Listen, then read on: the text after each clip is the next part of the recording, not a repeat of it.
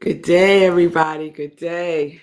Welcome to Morning Sip with Rev Melissa. I am Rev Melissa, and it's wonderful to be with you all today. Good day, Linda from the mountains of Colorado.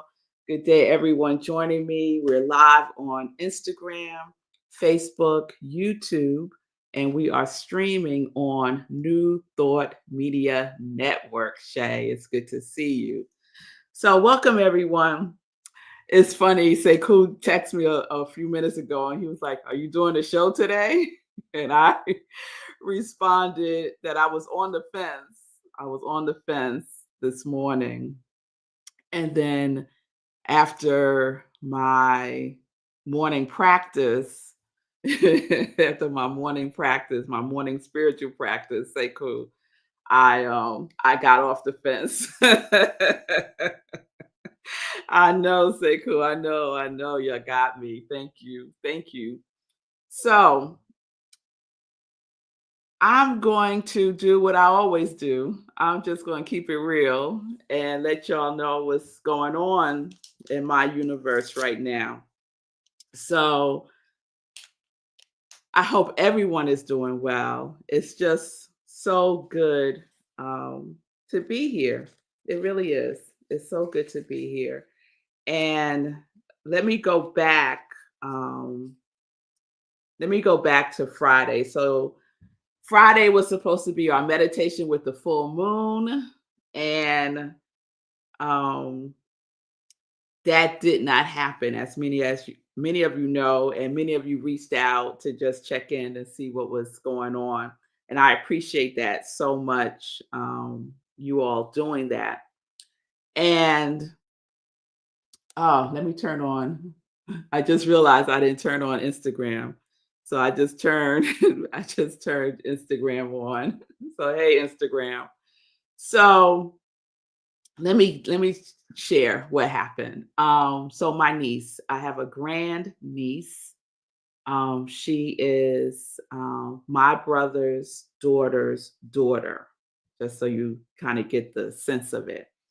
And she passed away. She was only 19 years old. Her birthday is coming up. It's March 28th. She would have been 20 years old. And I'm not going to go into the whole story about what happened, but needless to say, anyone that dies at such a young age, it is a tragedy and it is painful, like all deaths of of our loved ones are. But the circumstances in which she passed, um, was was really challenging. It was really challenging. And I've been just sitting in the challenge of it, and sitting in the challenge of her passing and the way in which she passed. Um, she was on life support, and she was taken off of life support on Friday. She had severe kidney disease most of her life since she was about 6 years old. And um, and so she's had a very painful life. She's had a very painful life on so many levels. And it's been challenging.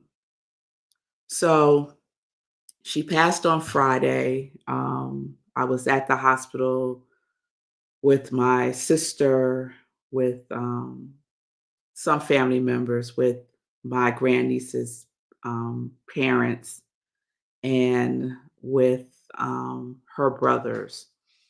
And it was really hard. It was really, really hard. And when I got home on Friday, I was I shared with my girls what happened. Of course, they were devastated. This was their cousin. And I felt I guess I felt numb for a while, like even at the hospital, because I'm the minister in the family. There's this expectation that um, I'm going to minister, regardless of what the circumstances, the situation is. That I'm going to minister because I'm one of the ministers in our family. And it was really challenging for me to show up as that, given the nature of everything that happened. And this is my grandniece. But yet still, people look to me for that support. And I did the best I did the best that I could, y'all. I really did. And the challenge for me, what made it so challenging for me was I had so much judgment. I had so much judgment about the whole situation. I had so much judgment towards my niece, whose daughter passed away. I had so much judgment about um, her father, just judgment. And it was really difficult for me to navigate um, that feeling in the moment. I was very much aware of what I was feeling. I was very much aware that I was in judgment. And I knew enough not to push it away. I I draw my feelings closer to me, regardless of what the feeling is. So there were three feelings that were activated in this: judgment, anger, and sadness, all at the same time.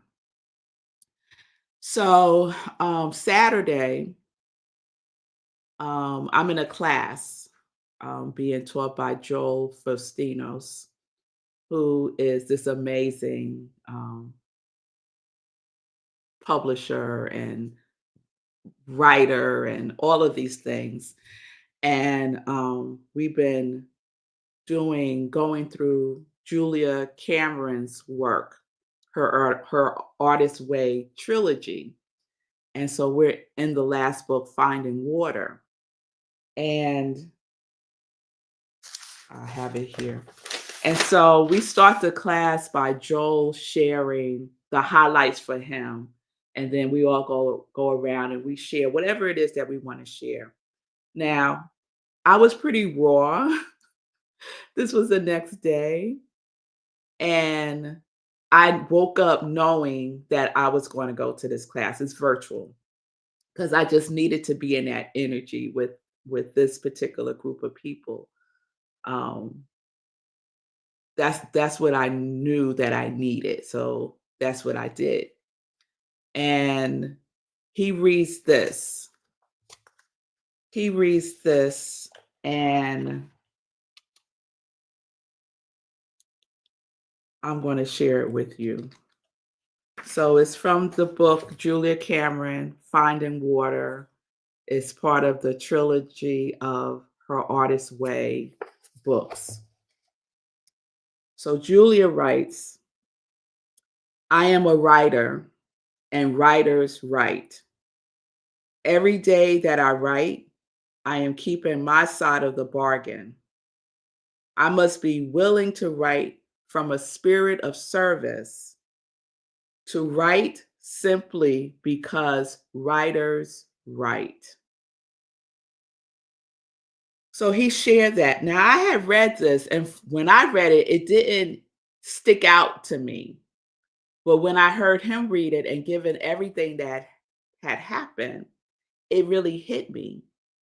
And what I did was I substituted the word writer for minister.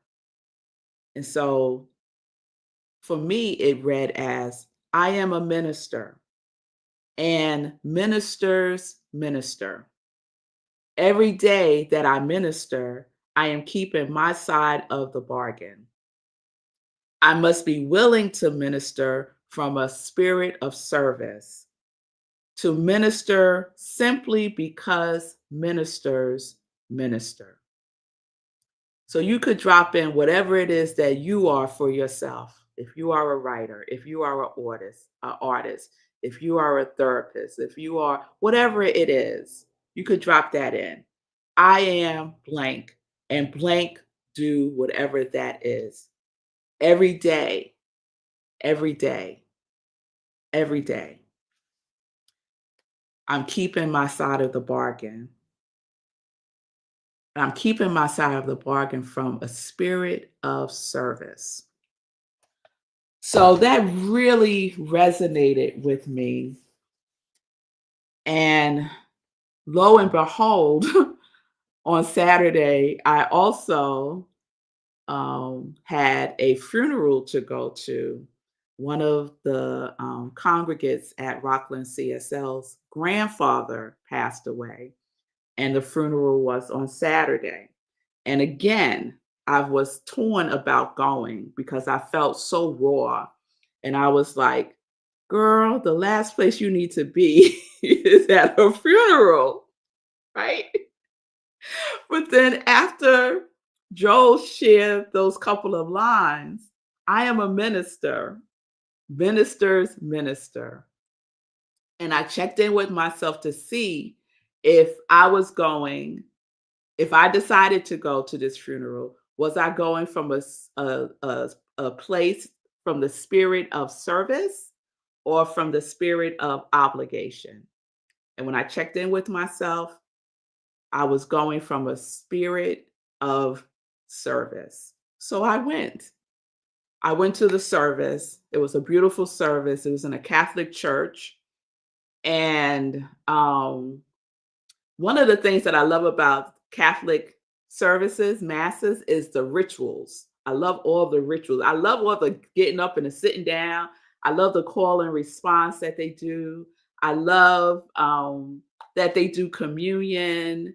I love all of those aspects of Catholic masses. I love that people who are Catholic know exactly what's going on and what to do and what to say and when to say it. I love all of those things.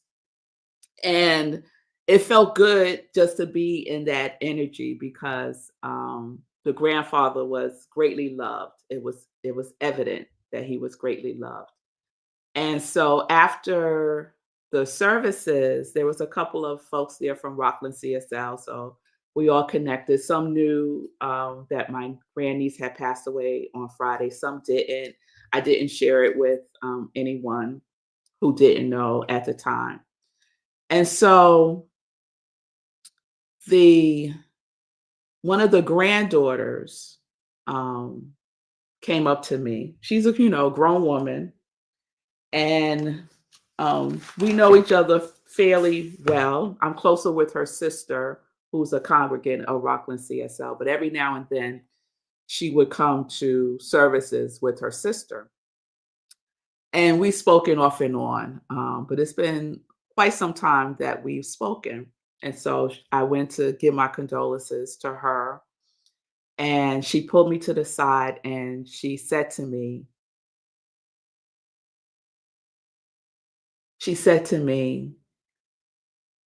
what I said to her made such a difference in her life. And because of my ministry, she was able to be there. She was able to be inside in this Catholic church. She was able to be there for her family, for her father. And I'm taking this in, and I'm trying to think back on my mind, like, what is she talking about? What did I say to you? Of course I didn't ask her, but I knew it must have been something from quite some time ago because I have no recollection of what she's talking about. So this morning, and I'm sharing all of this detail because I really want to demonstrate and show that God is everywhere that we are, that God is forever present. And when we remain open, even when we are in sadness, anger, and judgment, when we remain open, we receive what we need. We receive what we need. So this morning, I'm doing my spiritual practice, and there was something that Bob Roth, who leads the live transcendental meditations, it was something that he shared either this morning or yesterday, and I couldn't remember which. And they post the poems and the quotes that he says on this transcendental meditation Facebook page. And since I couldn't remember, I said, let me just go on and see what it was. So I go on Facebook and I find it. And he had just said it this morning. And I was like, wow. He just said it this morning. And so I wrote it down. And then my eye caught that I had messages in Facebook Messenger. And I wasn't going to check it because I'm doing my spiritual practice. Let's stay focused. Don't get sucked into, the social media stuff. But my mind, my intuition kept telling me to check the messages. So I go into Facebook Messenger and there's a message from the granddaughter, the woman who said what she said to me at her grandfather's funeral. And so I'm going to share with you, because I wrote it down, what she wrote to me in Facebook Messenger. She said, I can't express my gratitude for the gift you have given me. I got to forgive my dad the day you told your story about yours. I let love and God and energy in. You gave my life such a gift by just being you. So as soon as I read that message, I remembered that what she was talking about. It was a sermon that I had given years ago about healing my relationship with my father. And unbeknownst to me, she had a similar um, situation with her father. And my sharing that story was a healing for her in her relationship with her father. And now, these years later, her grandfather passes away, and she's able to show up, be in a Catholic church, be with her father, and have this relationship with her father now. I had no idea. I had no idea that this had happened until she shared this with me. So, I am a minister, and ministers minister. And sometimes, y'all, ministers feel judgmental because you know what else? And this is what I had to remind myself. And this is what I got to kind of process through, because I needed some support with processing this through. And so the other day I reached out to a dear friend. He's a practitioner. He's an amazing prayer. And I was just sharing with him a little bit about what happened and the fact that I was feeling such judgment about everything. And I didn't know, I was having such a hard time um, accepting that I was feeling such judgment, right? And when he asked me, well, what do you want prayer for? The first thing that dropped in was being human, being human. And he said, oh, that's a good one. Yes. Yes. You get to be human, right? Divinely human. I get to be divinely human. You get to be divinely human. And so I think what I want to share in sharing all of this is that our feelings, even feelings of anger, judgment, all of the things, the whole spectrum of feelings is being human. And it's important that we are being human. It's important that we are feeling our feelings. I think I have said that probably 1,000 times. It's important, right? And we know we say it, I say it, and then I'm like, girl, listen to what you're saying. It's okay to feel judgmental. It's just a feeling. It's not who I am. It's just a feeling. And so I was able to really work through that. And in the company of all of the sadness became like a comfort and actually. And then just to put like the seal on it, the next thing I did this morning in my spiritual practice was my inspirational reading. And today I was reading from Our Daily Bread. And the title is God Given Skills and Talents. God given skills and talents. And I'll read one sentence.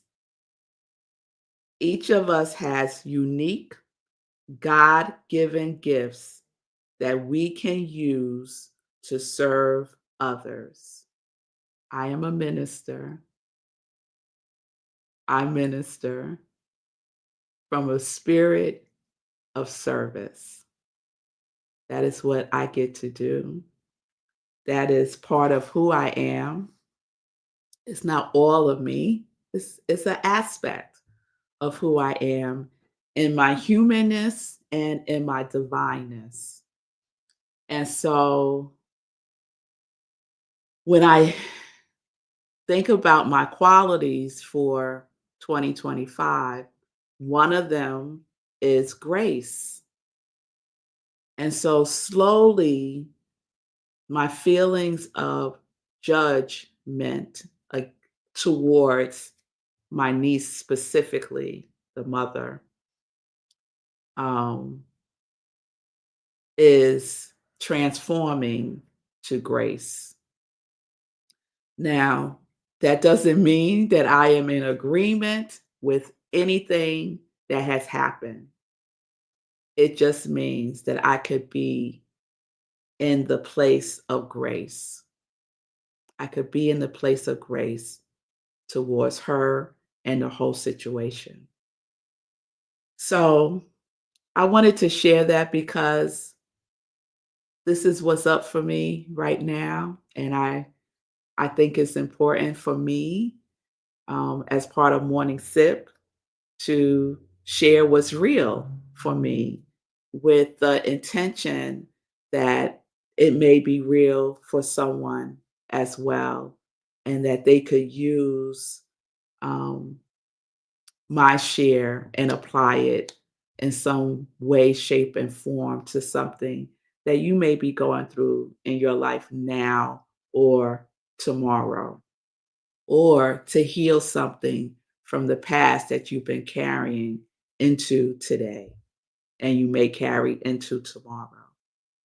So we're on a healing journey, y'all. It looks the way it looks. Sometimes it looks messy. Sometimes it looks judgmental. Sometimes it looks fly and dope. But whatever it looks like, that's what it is. And I think it's important that we are with what is, that we are with what is, because there's so many gifts that come when we are in a place of willingness, openness to receive. So that's what I wanted to share today. Let me check in with y'all. Okay, all right. Oh, thank you, Feet King. I'm so happy to see your face and hear your voice. Welcome back. Thank you. Thank you. Yes, tell the truth. Yes, yes. Say cool. I can't imagine, bless her heart. I'm so sad to hear these details. We love that you're a transparent and real minister in our lives. Thank you, Fee King. That really means a lot to me. Yes, Shay, rightfully so, must say, yes. And Fee, I pray that Rev Melissa reminds herself to be kind, loving, patient, and caring with and for herself. That was another thing that came through for me, Fee, in my writing this morning was to be gentle and kind with myself. Yes, hey, Deborah. Yes, Fee. I am a writer and writes my God. Yes, I needed this reminder. Praise God. Yes, the substitution is that allowance. Yes, yes. Whatever it is you are, be that. Be your gift. Be your gift. Yes, Deborah. We get to minister to ourselves. I get to minister to myself. It's ministry for all, and that's what you do. Thank you, Deborah. I received that. I received that. And Shay, I agree with this lady. You just being you is healing. Thank you, Shay. And Shay said, yep, even Jesus flipped some tables. Yeah. Feeling my anger over here, girl, way better than stuffing it. Absolutely, absolutely. And then Fee is so real for me. I'm still insecure about owning and sharing anger. I applaud you. You're giving me permission to feel the feelings, to feel the Fee King without owning it as who I am, because it is not who I am, but what I am feeling. We need our Rev Melissa. Oh, thank y'all. Thank y'all for all of that. It is quite affirming for me. And I just put it right back to you to show up as the gift that you are because it's needed in the world. It really is needed in the world. And we navigate, we navigate and we learn and we grow and we heal. And then guess what? We learn and we grow and we heal. And, repeat, repeat, repeat, repeat. And in that, be gentle and kind with ourselves. Absolutely. Absolutely. All right, let's see. Well, I done talked the whole 30 minutes. Um, I'll share joy news tomorrow. We can end here. Thank you all so much. I appreciate your love. I appreciate the condolences. I appreciate your availability to me whenever I may need it. You know who you are. I appreciate y'all so much. So, peace and blessings, everybody. Peace and justice. We are living life in joy. Yes, we are. Yes, we are. Connected to our yes.